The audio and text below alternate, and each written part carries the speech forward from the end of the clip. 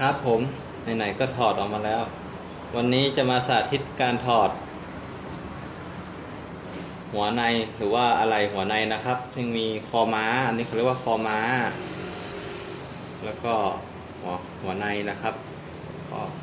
ก็จะมีฝักบัวแล้วก็ฝาครอบฝักบัวอะไรประมาณนี้นะครับวันนี้จะมาสอนคร่าวๆครับไม่ชำนาญเท่าไหร่พอเป็นหลักการให้เพื่อนที่หัดเล่นตะเกียงจะพายุมือใหม่นะครับย้ำว่ามือใหม่เนาะมาทำกันเลยครับอันนี้ผมมัดไส้เรียบร้อยแล้วนะครับไม่แกะละพอดีไส้ยังไม่ได้เผาเลยแล้วก็มัดเรียบร้อยแล้วจะมาสอนคร่าวๆนะครับอันนี้ฝักบัวก็จะติดกับไส้นี่คือฝักบัวนะครับเป็นลักษณะอย่างนี้นี่ไส้ยังไม่ได้เผาฝักบัวถอดออกแล้วก็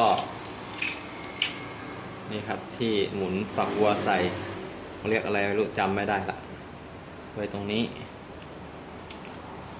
แล้วก็จะมีน็อตตรงนี้นะครับท่านน็อตยึดตรงนี้หัวท้ายตะเกียงเก่าเราก็ต้องเอาน้ำมันช่วยนะครับมันอเนกประสงค์ช่วยฉีดหน่อยก็จะได้ถอดง่ายๆผมใช้ง่ายๆครับปัจจัยเลื่อนเหมือนเช่นเคยจะจับได้หรือเปล่านะครับลองดูผมโชคดีง่ายหน่อย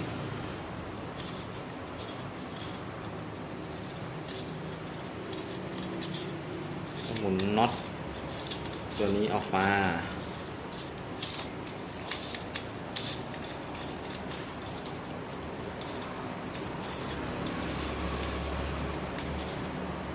ครับแล้วจานรองฝักบัวถอดนะครับก็จะเจอสภาพแบบนี้นี่แหละครับถอดเอากระดาษทรายปัดหรือว่าเอาสนิมออกครับส่วนมากจะเป็นเหล็กแต่ท่านใดมีตะเกียงหัวในทองเหลืองก็ง่ายหน่อยไม่เป็นนี่ก็มาปัดเอาอะไรมาขัดสนิมออกครับทำความสะอาดนี้ก็เอาแปรงหรือว่าเอาไม้อะไรไปแย่เผื่อมีตะเกียงเก่าเก็บนี่เขาจะมีพวกใยแมงมุมอะไรพวกนี้ไปอุดตันนะครับเวลาเราสูบแล้วก็อากาศไปผสมเนี่ยมันจะอุดตันไม่สามารถจะออกไปตรงฝักบัวได้แล้วก็มาทำสะอาดหรือเอาน้ำแรงๆฉีดเข้าไปก็ได้ไม่ยากบางทีก็มีตัวคล้ายๆอะไรไปทำเป็นดินเป็นรังอยู่ในนี้ครับก็ต้องแย่ให้ดีให้มันโล่งแล้วก็เป่านะครับ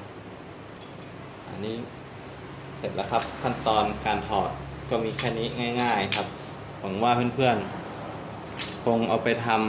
ำได้นะครับเบื้องต้นขอบคุณครับสำหรับการติดตามบินเดียวหมื่นลี้ YouTube Channel